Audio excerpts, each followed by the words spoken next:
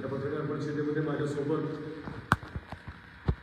सरपंच ज्ञानेश्वर नंदकर हे देखील, माजी सरपंच ज्ञानेश्वर नंदकर हे देखील इथे उपस्थित आहेत.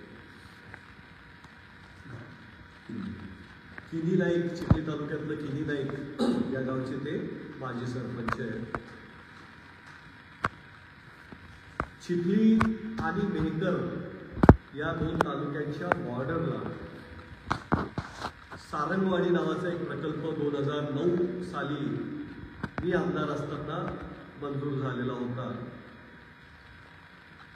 अत्यंत महत्त्वाकांक्षी असा हा प्रकल्प, त्या भागातल्या सातत्याने लोकांचा आग्रह या प्रकल्पासाठी होता आणि त्या आग्रहातून हा अत्यंत महत्त्वाकांक्षी असा प्रकल्प त्यावेळेस मी आमदार असताना तत्कालीन शासनाने मंजूर केलेला होता.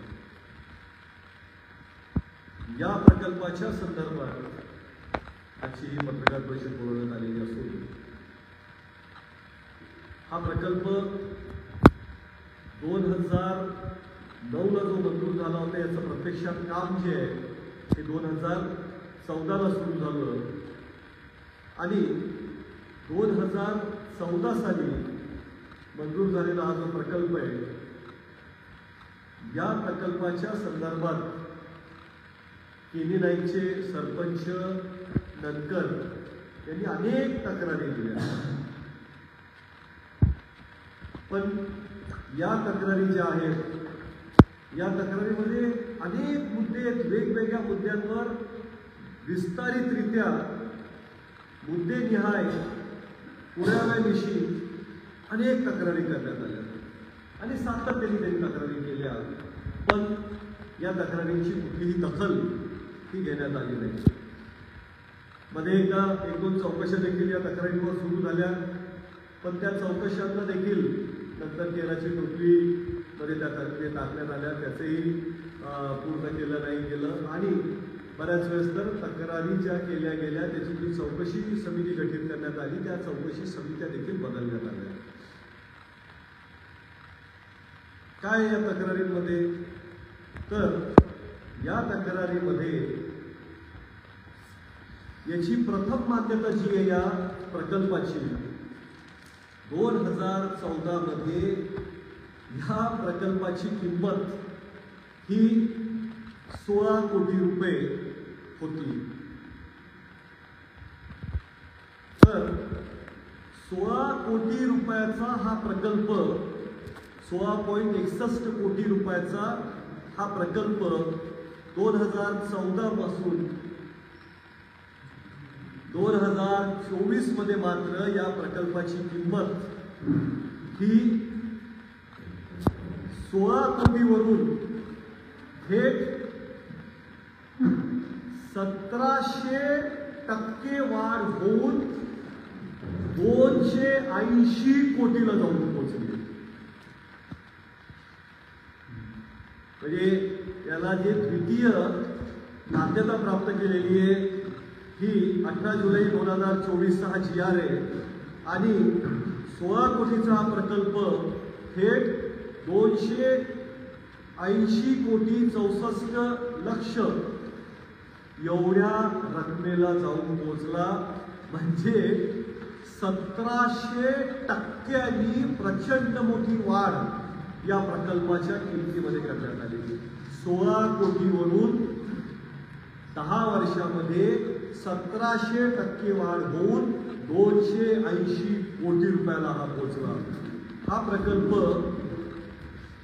आज रोजी यावर 240 कोटी रुपये खर्च करण्यात आलेले आहेत आणि 240 कोटी खर्च केल्यानंतर आज हा प्रकल्प फक्त 60% आसपास पूर्ण झालेला आहे. म्हणजे अजूनही 40% प्रकल्प अपूर्ण आहे आणि या गतीनं जर याचं काम होत राहिलं तर हा प्रकल्प 500 कोटीपेक्षा देखील पुढे निघून जाईल. तर अजून 40% काम बाकी आहे. 60% कामालाच 240 कोटी रुपये लागले. अशा पद्धतीनं या कामामध्ये रेकॉर्ड ब्रेक भ्रष्टाचार, सगळे रेकॉर्ड करून टाकले असतील आपल्या भागातले या भ्रष्टाचारांनी.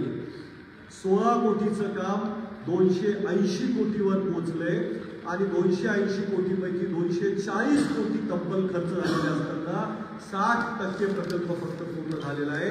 अजून 40% प्रकल्प बाकी आहेत. अशा पद्धतीनं महाराष्ट्र शासनाचे जे पैसे आहेत ते पाण्यात चाललेत.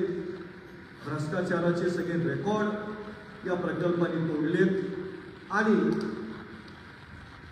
या प्रकल्पाच्या कामामध्ये सरपंचांनी ज्या तक्रारी केलेल्या आहेत या तक्रारीमध्ये सरळ सरळ तिथे जो काही मुरुम, गिट्टी,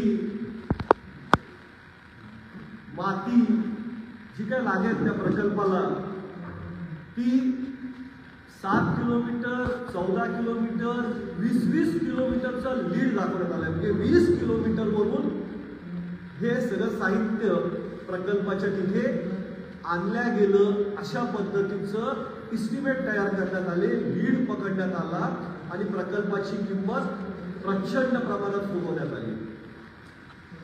आता सारंगवाडी प्रकल्पाला जर तुम्ही गेले तर लक्षात येईल की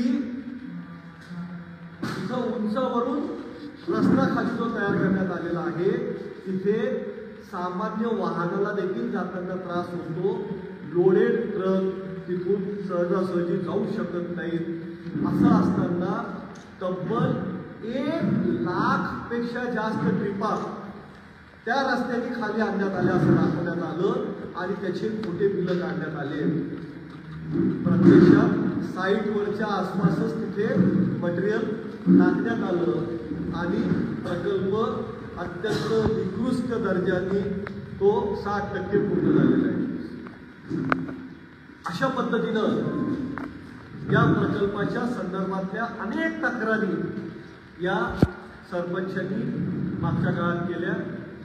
कारण काम अत्यंत निकृष्ट दर्जाचं होते. कामाच्या बाबतीत जे काही बाहेरून मटेरियल यायला पाहिजे ते आलंच नाही. तिथल्या तिथं सगळं दाबण्यात आलंय मटेरियल काढून.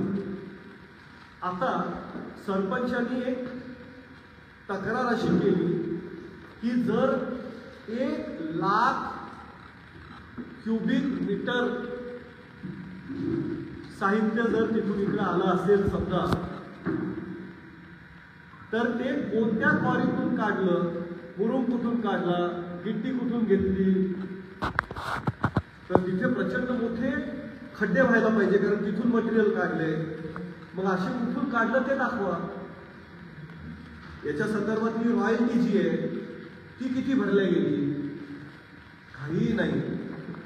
एका दुसऱ्या तक्रारीच्या संदर्भात याच प्रकल्पाच्या संदर्भात तब्बल 22 कोटी रुपयाचा दंड मेहकर तहसीलदार यांनी रॉयल्टीच्या संदर्भात हा जो ठेकेदार आहे वॉटरफ्रंट, काय नाव सरपंच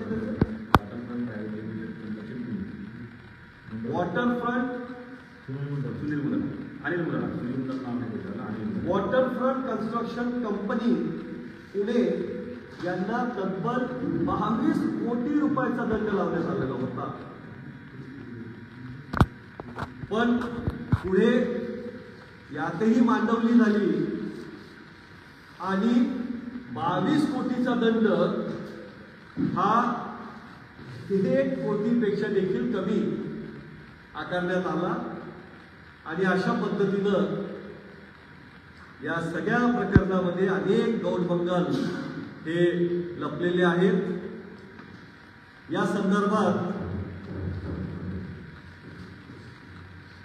अनेक तक्रारी झाल्यानंतर देखील कोण या तक्रारीच्या संदर्भातल्या चौकशा थांबवतंय,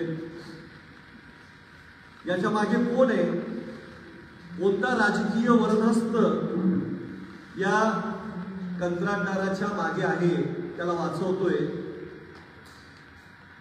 कोण अत्यंत महत्वाचं राजकीय नेतृत्व असं आहे की जे 16 कोटी रुपयाचा प्रकल्प 280 कोटीवर घेऊन जाण्यासाठी अधिकाऱ्यांवर दबाव आणून खोटे इस्टिमेट तयार करते. कोण आहे असा की जो 22 कोटीचा दंड झाल्यानंतर तो 1 कोटीपेक्षा कमी करून घेतो आणि सरकारी महसुलाचं प्रचंड मोठं नुकसान करतोय. हा झारीतला शुक्राचार्य कोण आहे? तर हे काम चिखली मतदारसंघातलं आहे आणि त्यामुळं चिखली मतदारसंघातलेच राजकीय नेतृत्व जे आहे ते या पद्धतीनं या प्रकल्पाला 16 कोटीवरून 280 कोटीवरून घेऊन जात असताना सरकारचं आणि जनतेचं प्रचंड मोठं नुकसान करत आहे. 2025 साल आलंय पण अजूनही प्रकल्प पूर्ण नाही. अजूनही 60% प्रकल्पच पूर्ण आहे. म्हणजे 10 वर्षामध्ये 60% पूर्ण झाला म्हणजे आणखी 40% पूर्ण होण्यासाठी आणखी तब्बल 5 ते 7 वर्ष लागणार आहेत. आणि यामध्ये हा 280 कोटीवरून कदाचित 500 या कंत्राटदार जे आहेत यांच्यावर तातडीनं कारवाई झाली पाहिजे अशी मागणी करत असतानाच या प्रकल्पाचं एक 2.38 कोटी रुपयाचं बिल जे आहे हे 2021 साली काम पूर्ण झालं दाखवून काढण्यात आलंय. 2,38,00,000 रुपयाचं बिल हे 2021 साली काढण्यात आलंय. आणि जेव्हा याची तक्रार करण्यात आली की हे काम पूर्ण झालेलंच नाही तेव्हा कुठे आता आज हे काम प्रकल्पावर केल्या जात आहे. त्यामुळं आपण देखील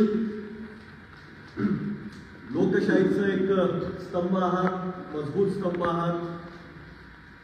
आपणही जाऊन तिथं पाहू शकता की जे काम मंजूर झालेलं आपलं म्हणजे ज्या कामाचं पूर्ण काम झालं म्हणून बिल 2021 साली काढण्यात आले हे काम आज सध्या सुरू आहे करणं. आणि त्यासाठी आजही रात्रंदिवस हे काम केलं तर अजूनही तब्बल 1.5 ते 2 महिना या कामाला पूर्ण व्हायसाठी लागेल. आणि अशी एक नाही अनेक खोटे बिलं हे काम झालं असं दाखवून काढून घेण्यात आलेले आहेत. आपल्या परिसरातील सर्व रेकॉर्ड हा भ्रष्टाचार हा तोडून टाकणारा आहे. आणि आज मी पुन्हा एकदा या पत्रकार परिषदेच्या माध्यमातून तात्काळ जे काम तिथं सुरू आहे ते थांबवून त्याची चौकशी करून त्या कंत्राटदारावर आणि ते बिल काढण्यासाठी मदत करणारे जे कोणी अधिकारी आहेत संबंधित त्यांना निलंबित करून त्यांच्यावर तातडीनं कार्यवाही करून ही वसूल जी आहे पैसे हे शासनाने करावेत अशा पद्धतीची मागणी, अत्यंत आग्रही मागणी